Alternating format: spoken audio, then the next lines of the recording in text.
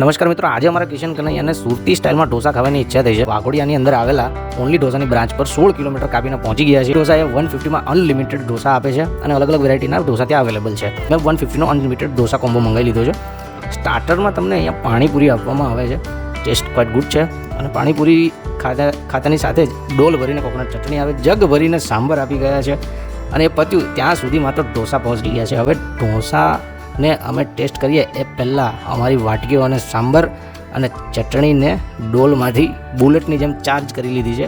હવે ફાયરિંગ શરૂ થવા જઈ રહ્યું છે અને ભાઈ હાય હાય હાય હાય પેપરને કાપી તરબતોડ કરીને મોઢામાં મૂકો અને ભાઈ સદા સ્વાદના ભૂખ્યા રહો.